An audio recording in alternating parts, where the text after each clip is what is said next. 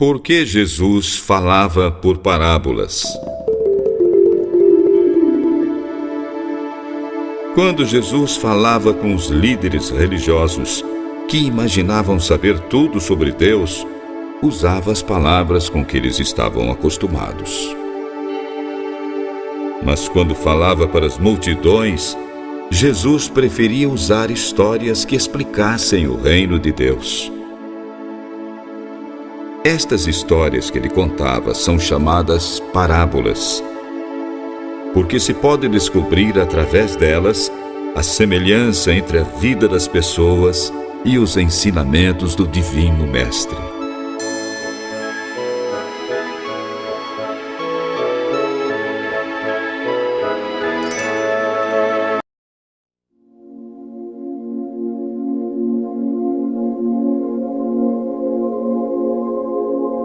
As 10 moedas de ouro.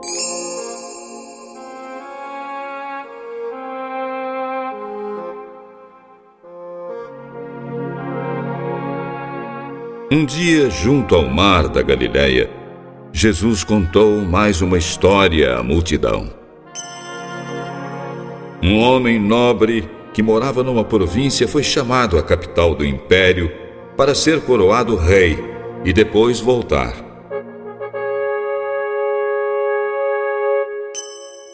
Antes de partir, ele reuniu 10 empregados e deu a cada um deles uma moeda de ouro.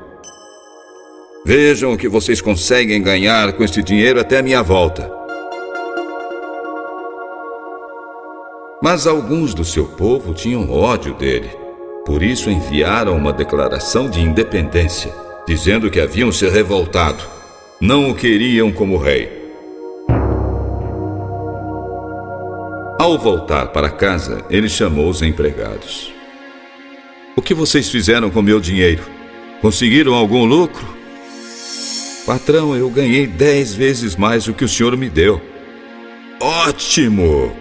Você é um empregado eficiente. Foi fiel no pouco que lhe confiei. Como recompensa, será governador de 10 cidades. O segundo empregado disse: Patrão, eu consegui aumentar 5 vezes. Muito bem. Você pode ser governador de 5 cidades. Mas o terceiro empregado trouxe de volta apenas a moeda de ouro que havia recebido. Patrão, eu guardei muito bem a sua moeda. Fiquei com medo. O senhor é um homem duro de se tratar. Tira dos outros o que não é seu e até colhe o que não plantou. Você é um empregado mau e preguiçoso. Duro eu? Pois é exatamente o que eu vou ser com você. Se você sabia tanto a meu respeito, sabia que eu sou violento, então por que não depositou dinheiro no banco para que pelo menos eu ganhasse algum lucro com ele?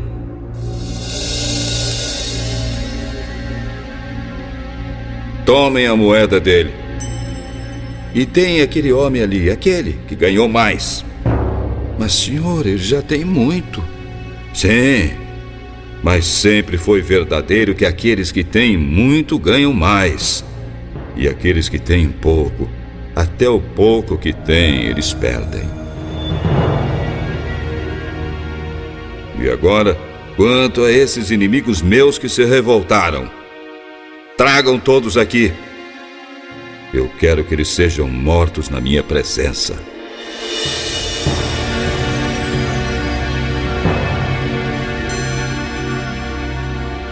Com esta parábola, Jesus nos adverte que nosso lugar e nosso serviço no céu dependerão da fidelidade da nossa vida e serviço aqui.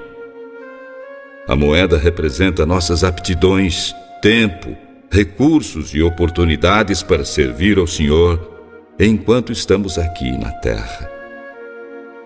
Estas coisas Deus considera como um legado seu, que Ele nos confiou para administrarmos da maneira mais sábia possível. Jesus ensina um princípio importante sobre o galardão do crente no céu e seu estado ali. O que cada crente receberá no futuro reino de Deus depende da porção daquele reino que ele já possui agora. Sua posição e herança no céu serão proporcionais à sua atual dedicação e consagração às coisas de Deus e do seu reino aqui.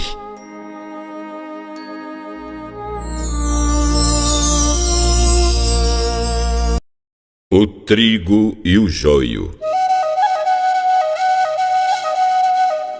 Mais tarde, em seu grande sermão junto ao mar, Jesus voltou a contar histórias a respeito de semeadura. Desta vez, entretanto, ele tinha uma nova lição para ensinar. Um lavrador havia semeado sementes de boa qualidade em suas terras.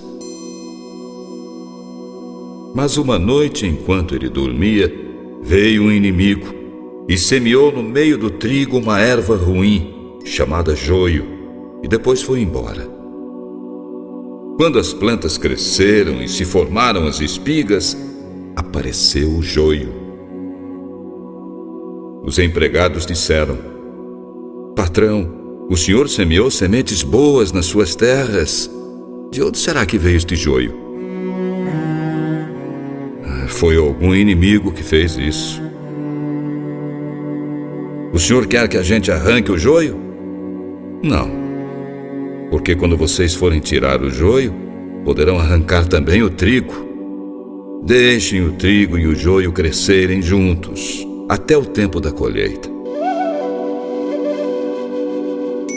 Então eu direi aos que vão fazer a colheita: arranquem primeiro o joio para queimar. Depois colham o trigo e ponham no meu depósito.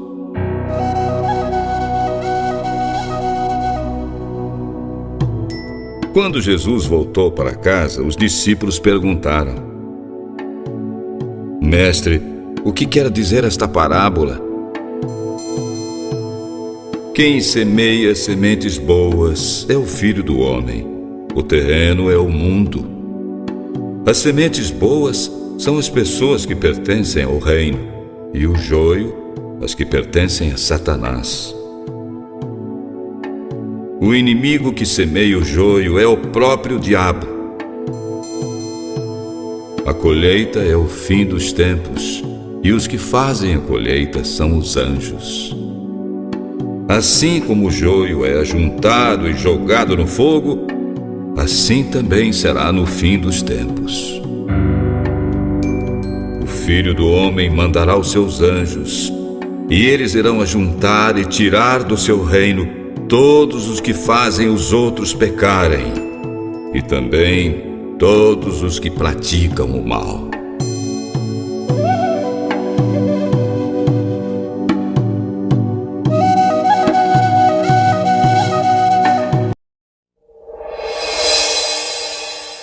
A ovelha e a moeda perdidas.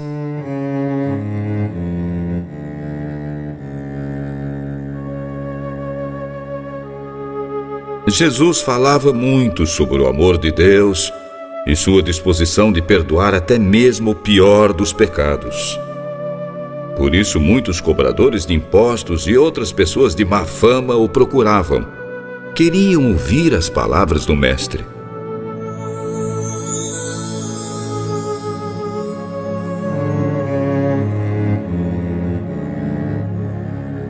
Se um pastor tem 100 ovelhas e perde uma delas, o que ele faz?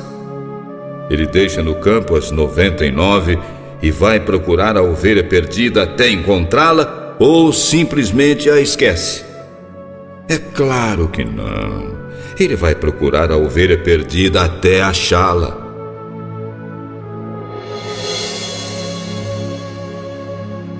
Quando a encontra, fica muito contente e volta com ela nos ombros. Chegando em casa, chama os amigos e vizinhos. Alegrem-se comigo, eu achei a minha ovelha perdida. Todos ali certamente fariam o mesmo.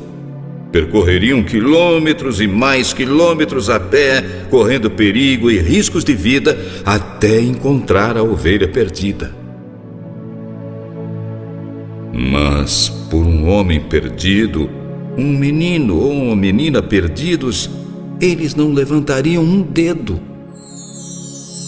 No entanto, Deus se preocupa mais com um homem perdido do que com ovelhas perdidas. No céu há mais alegria por um pecador que se arrepende do que por 99 bons que não precisam de arrependimento. E vocês, mulheres, se vocês perdessem uma moeda, sim, uma pequenina moeda, embora tenham 9 moedas que ficaram na bolsa, por certo vão acender uma lâmpada e procurar por toda a casa até encontrar a moedinha. E depois vão dizer às suas amigas: alegrem-se comigo, achei a minha moedinha. No céu, entre os anjos de Deus, há muita alegria quando um pecador se arrepende. Por isso, Jesus se tornou conhecido como amigo dos pecadores. Deu muita esperança a eles.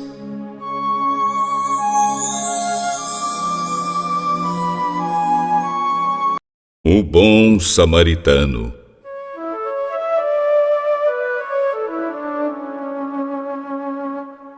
Um professor da lei procurou Jesus. Ele queria alguma prova contra os ensinamentos do mestre. Jesus, o que devo fazer para conseguir a vida eterna? O mestre sentiu que o homem queria apenas discutir. Por isso perguntou: o que é que a lei de Moisés diz a respeito disso? A lei diz: ame o Senhor seu Deus com todo o coração, com toda a alma, com todas as forças e com todo o entendimento. E ame o seu semelhante como você ama a você mesmo. A sua resposta está certa.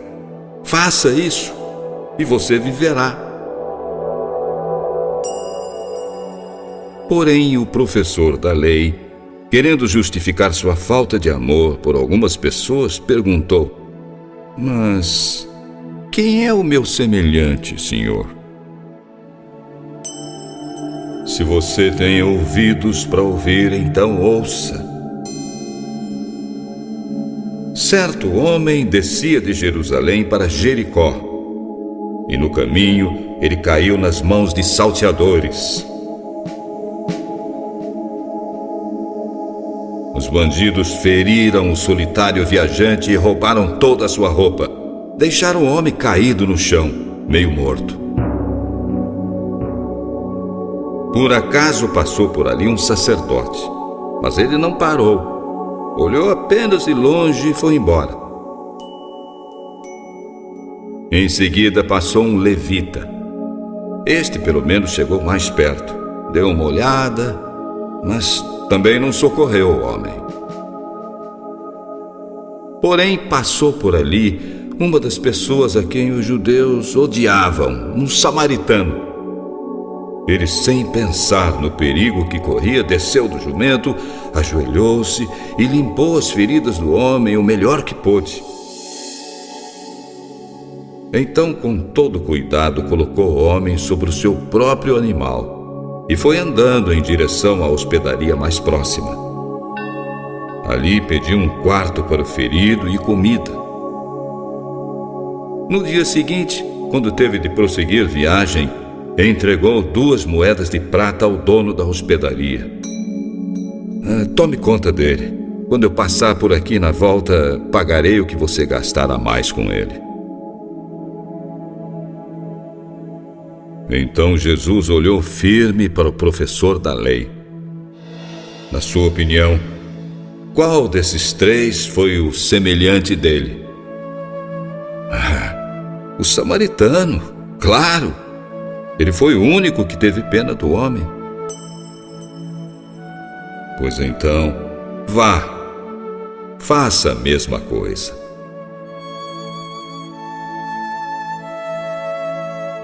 Se o professor da lei aceitou o conselho de Jesus, não sabemos. Mas se não aceitou, jamais herdará a vida eterna.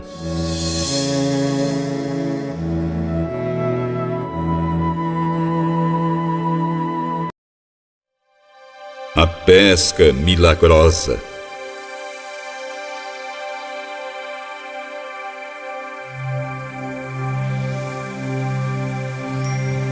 Os pescadores do mar da Galileia não tinham tido muito sucesso aquela noite. Pedro e seus companheiros estavam lavando as redes e preparando-as para a pescaria da noite seguinte, quando viram Jesus se aproximar. Pedro, pegue o barco, vá para um lugar mais fundo, chame os seus companheiros e joguem as redes. Vocês vão pegar muitos peixes. Mestre, pescar durante o dia? Nós somos experientes, olha que trabalhamos a noite toda, não conseguimos nada. Mas o senhor está mandando, nós vamos. Soltaram as amarras, foram para águas mais profundas. Não foram muito longe. Eles estavam indo pescar apenas para agradar o mestre. Jogaram as redes como o mestre mandou.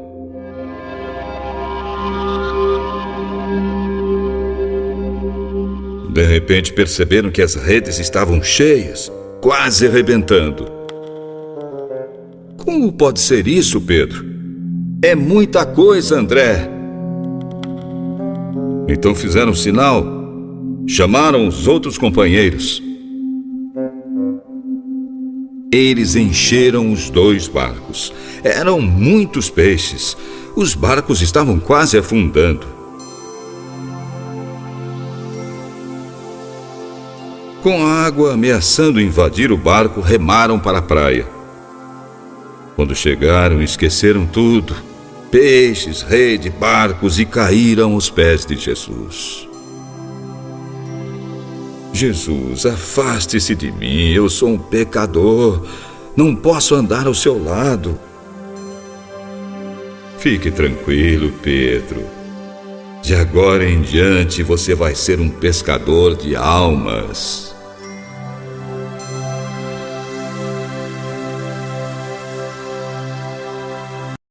Jesus acalma a tempestade.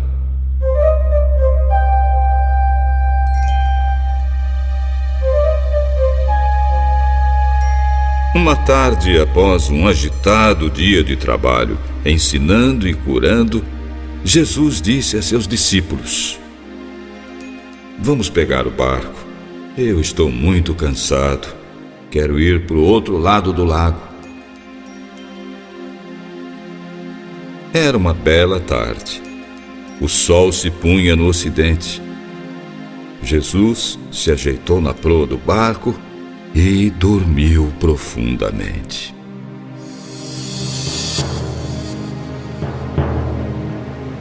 Jesus continuava dormindo.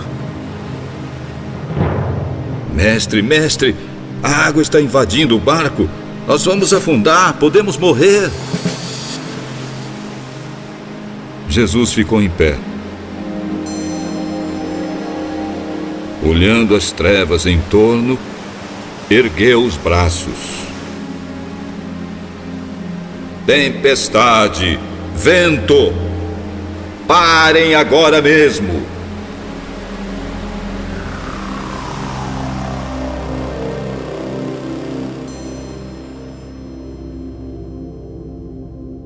Então Jesus olhou com serenidade para eles.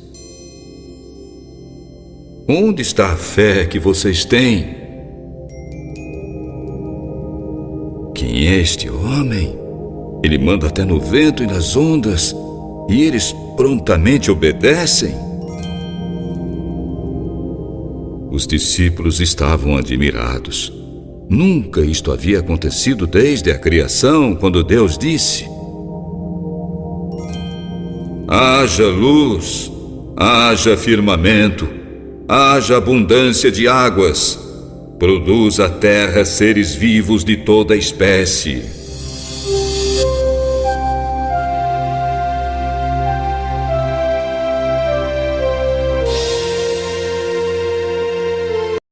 as condições para seguir a Jesus.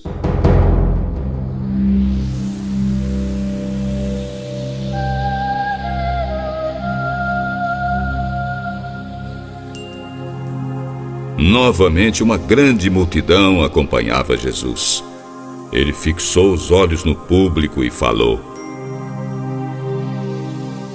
Minha gente, aquele que deseja me seguir não pode ser meu discípulo se não tiver um grande amor por mim, maior do que o amor à sua própria família e a si mesmo.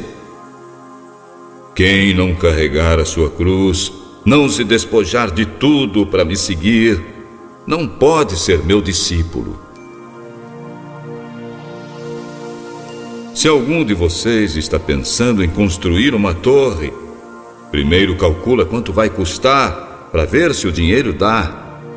Se não fizer isso, ele põe os alicerces, mas não pode terminar a torre. Aí todos vão caçoar dele. Este homem começou a construção, mas não conseguiu terminar.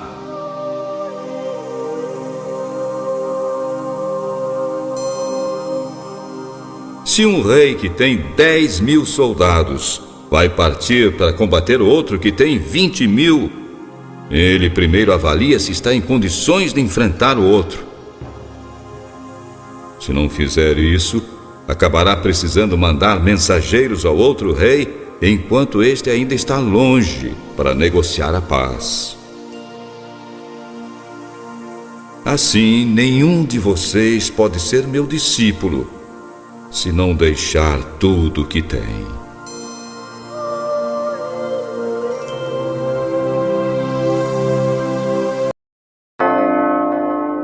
O filho pródigo.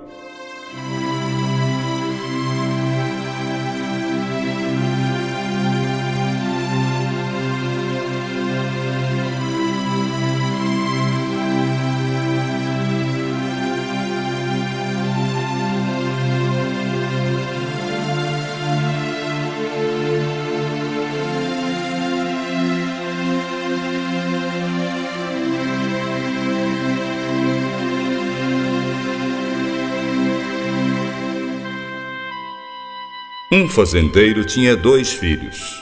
Ambos viviam na fazenda do pai. Ambos eram amados.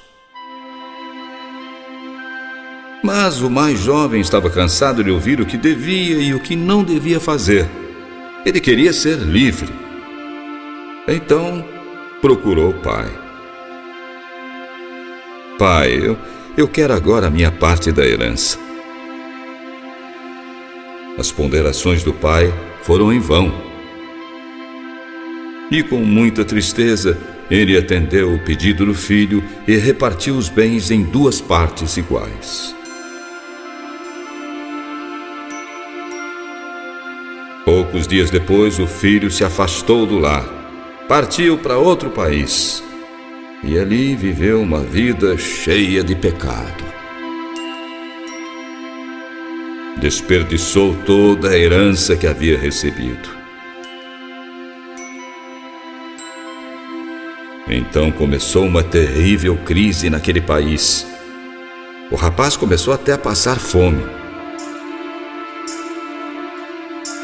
Procurou um dos moradores daquela terra e pediu ajuda. Olha, a única coisa que eu posso fazer é mandar você para a fazenda cuidar dos meus porcos. Tá bem, eu vou.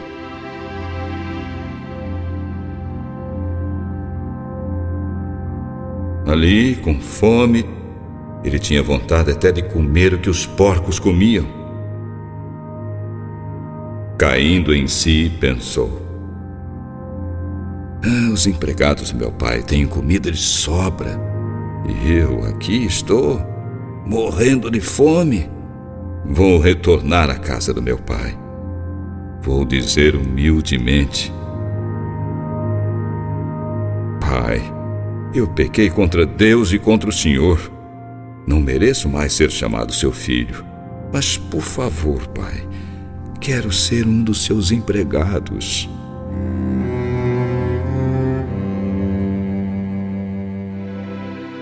Então o filho pródigo, aliando o pensamento à ação, voltou para a casa do pai. Quando o rapaz ainda estava longe, a caminho de casa, o pai sentiu que ele estava voltando. Mal apontou no horizonte, o pai alegremente correu ao encontro dele. Meu filho, que saudade de você! O pai abraçava e beijava o filho. O moço envergonhado não conseguia nem olhar para os olhos do pai. O que eu fui fazer, meu pai? Sei que pequei contra Deus e contra o Senhor. Não mereço mais nem ser chamado seu filho.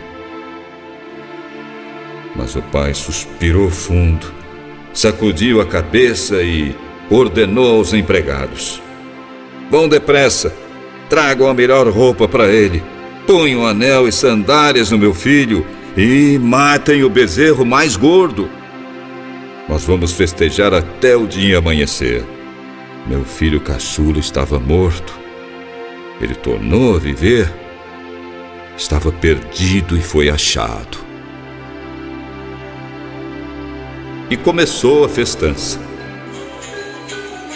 Enquanto isso, o filho mais velho estava no campo. Quando voltou, chegou perto da casa e ouviu a música e o barulho da dança. Ele chamou um empregado. Que isso? O seu irmão. Ele voltou para casa vivo e com saúde. E o seu pai está muito contente.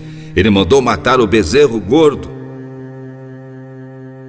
O filho mais velho ficou revoltado. Não quis nem entrar. Então o pai veio e insistiu.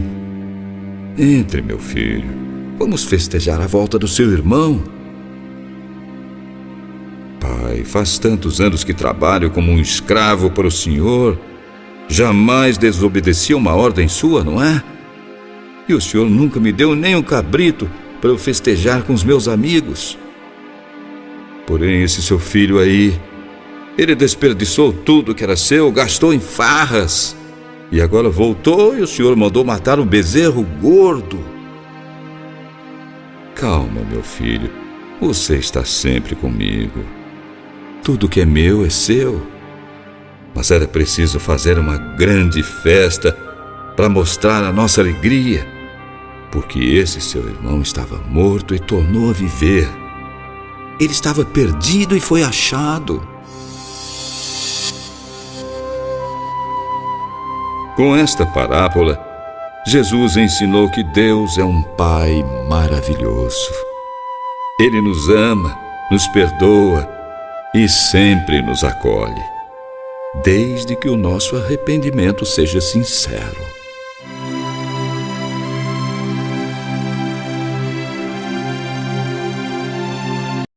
Um administrador infiel.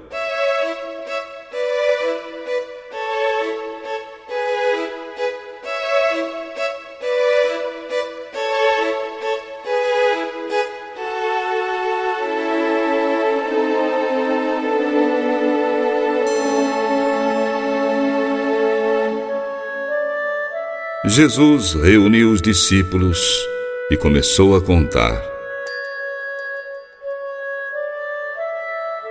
Havia um fazendeiro muito rico.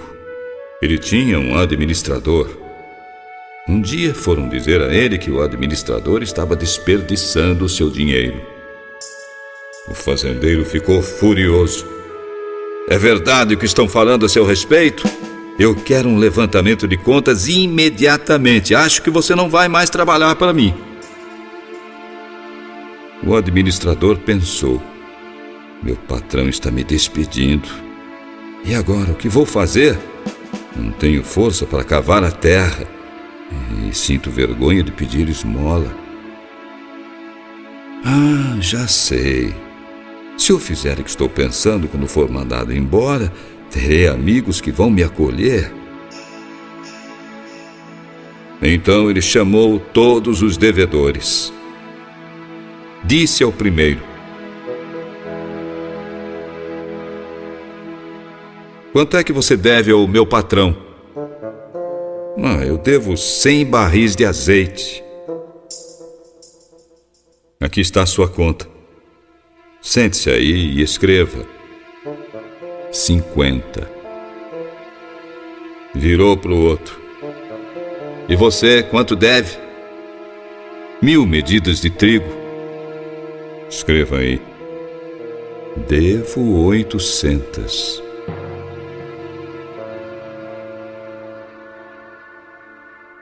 Usando dessa esperteza, o administrador conseguiu receber todo o dinheiro. Foi até elogiado pelo patrão. As pessoas deste mundo, aquelas que vivem nas trevas, são muito mais espertas nos seus negócios do que as pessoas que vivem na luz. Por isso eu digo: façam caridade com as riquezas deste mundo. Assim, quando elas faltarem, vocês serão recebidos no lar eterno. Quem é fiel nas pequenas coisas, também será nas grandes. E quem é desonesto nas coisas pequenas, também será nas grandes. Se vocês não forem honestos com as riquezas deste mundo, quem vai confiar a vocês as riquezas verdadeiras? E se não forem honestos com o que é dos outros, quem lhes dará o que é de vocês? Vocês não podem servir a Deus e também servir ao dinheiro. Os fariseus ouviram isso e zombaram de Jesus porque amavam o dinheiro demais. Quem pode viver sem dinheiro? Então Jesus ficou irritado. Para os outros vocês parecem perfeitos, mas Deus conhece os seus corações. Aquilo que as pessoas pensam que vale muito, não vale nada para Deus. A lei de vocês é antiga, é do tempo de Moisés. E os ensinamentos dos profetas duraram até a época de João Batista. Desde esse tempo, a boa notícia do reino de Deus está sendo anunciada. Não se esqueçam, é mais fácil o céu e a terra desaparecerem do que ser trocado o sentido de qualquer palavra da lei de Deus. Não se esqueçam, é mais fácil o céu e a terra desaparecerem do que ser trocado o sentido de qualquer palavra da lei de Deus.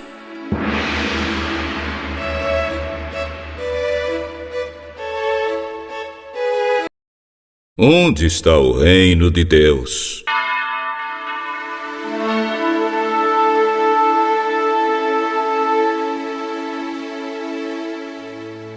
Alguns fariseus perguntaram a Jesus: Mestre, quando vai chegar o reino de Deus? A vinda do reino de Deus não é uma coisa que se possa ver.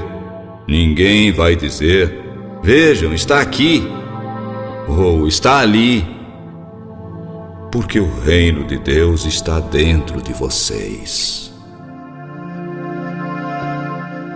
Chegará o tempo em que vocês vão me procurar, mas não vão me achar. E outros vão dizer a vocês: olhem aqui, ou olhem ali. Porém, não saiam para me procurar.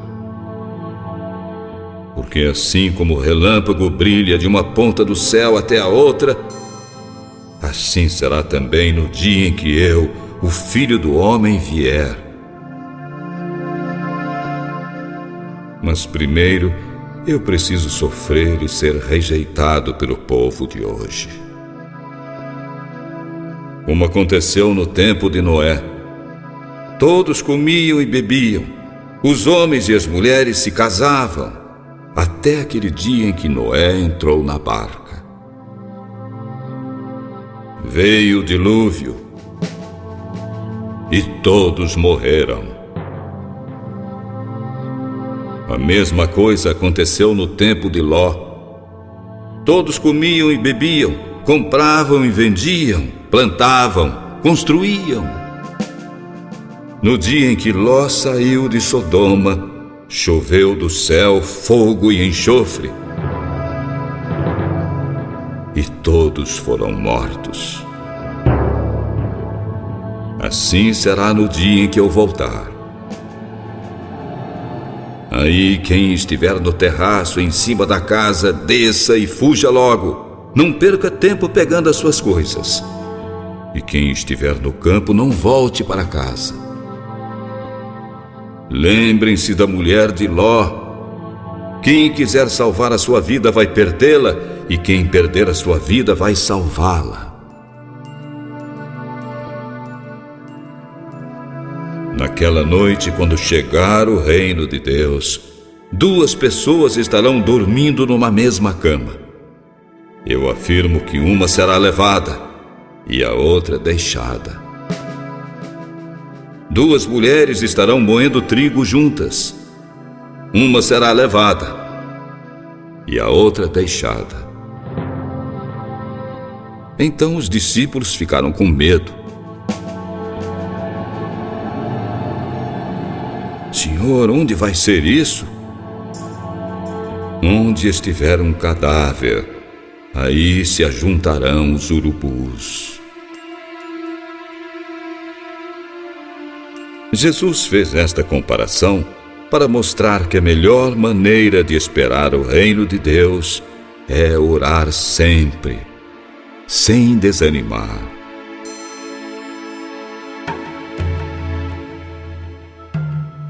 Em certa cidade havia um juiz que não temia a Deus.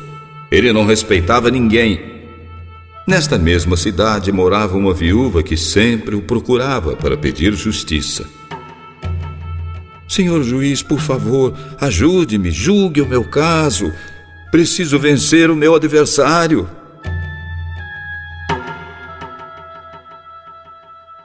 Durante muito tempo o juiz não quis julgar o caso da viúva, mas afinal pensou: é verdade que eu não temo a Deus e também não respeito ninguém, mas essa viúva está me aborrecendo muito.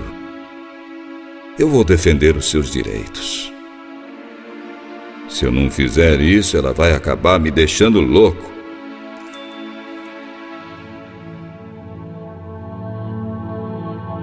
Jesus contou esta parábola para ensinar que todo aquele que ora sem cessar consegue tudo de Deus, porque Deus é amor, justiça e bondade.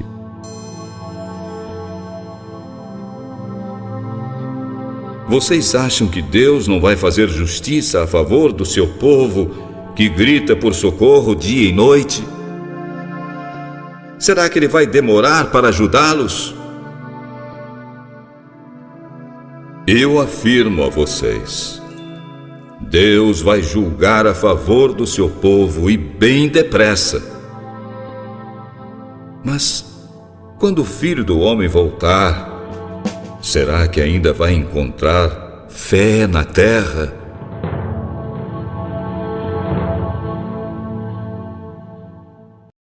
Ser como criança.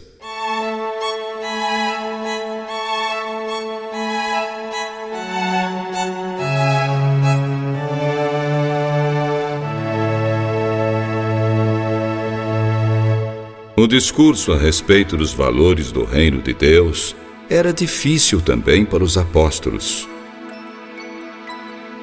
Eles eram judeus e muitos entre eles também esperavam que Jesus conquistasse o poder deste mundo e se tornasse rei de Israel pela força da liderança popular.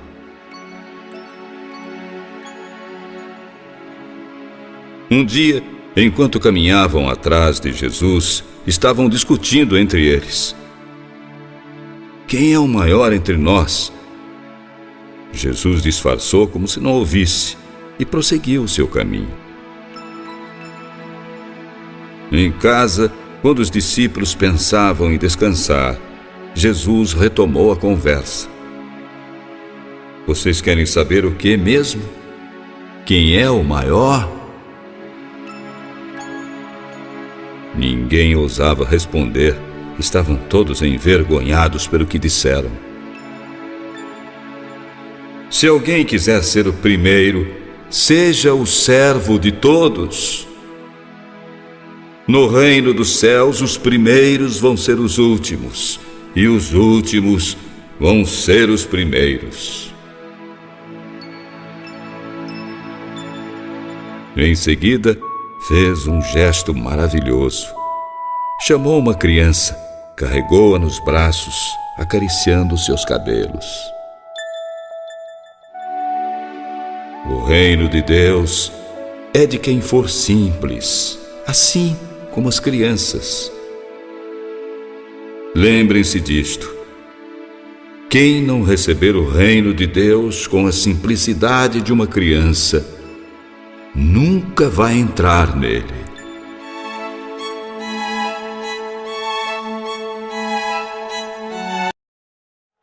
Jesus começa a preparar os discípulos.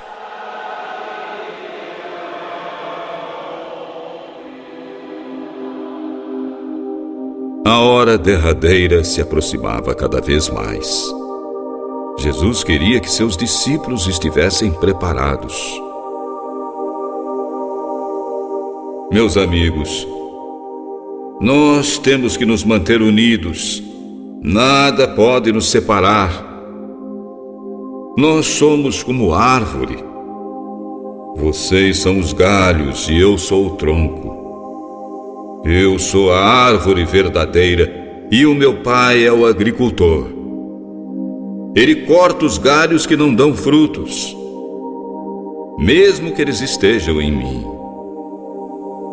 Ele poda os galhos que dão frutos para que fiquem limpos e deem mais frutos ainda. Vocês já estão limpos por meio dos ensinamentos que lhes tenho dado.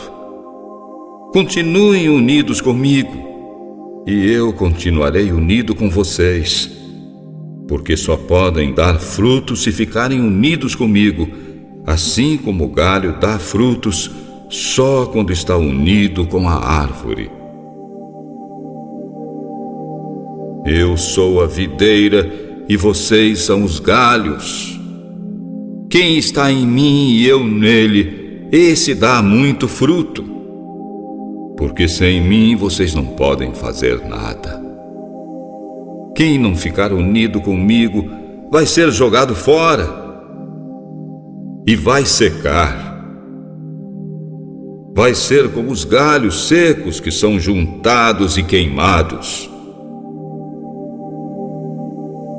Se vocês ficarem unidos comigo e as minhas palavras continuarem em vocês, receberão tudo o que pedirem. A glória do meu Pai é conhecida por meio dos frutos que vocês produzem. E assim, vocês se tornam meus discípulos. O meu amor por vocês é como o amor do Pai por mim. Portanto, continuem no meu amor.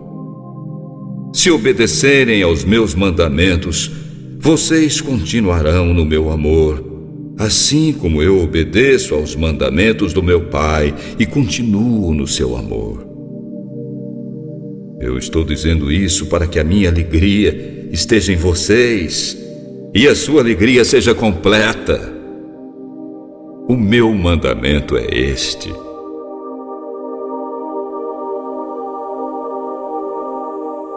amem uns aos outros como eu amo vocês.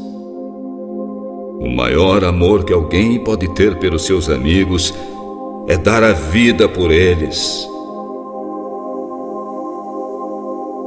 Vocês são meus amigos se fazem o que eu mando. Não chamo vocês de escravos, porque o escravo não sabe o que o seu dono faz, mas chamo de amigos, pois tenho dito a vocês tudo o que ouvi do meu Pai. Não foram vocês que me escolheram, pelo contrário, fui eu que os escolhi para que deem muitos frutos e que esses frutos não se estraguem. Assim o Pai lhes dará tudo o que pedirem em meu nome. Portanto, este é o meu mandamento: amem uns aos outros.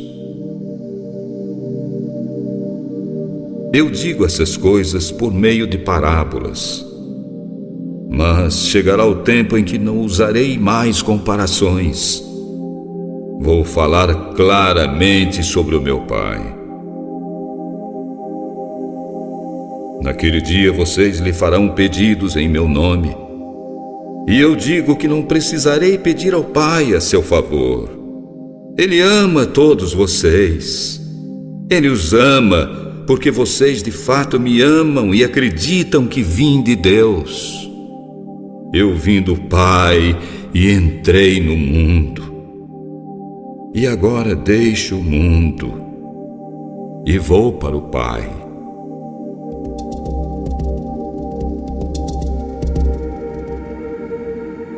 Então os discípulos ficaram assustados. Agora sim, o Senhor está falando claramente e não por meio de comparações. Sabemos que o Senhor conhece tudo e não precisa que ninguém lhe faça perguntas. Por isso nós cremos. O Senhor veio de Deus.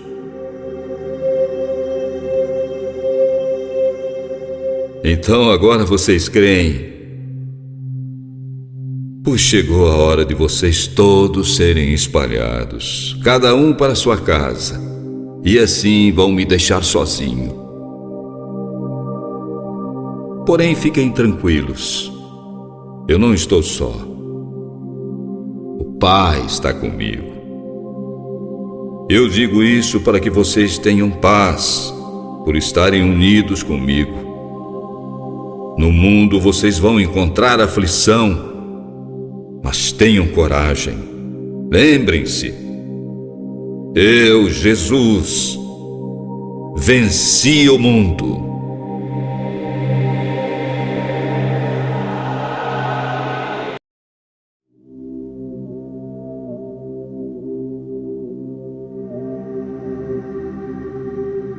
No 6º CD, vamos refletir sobre alguns momentos de tristeza.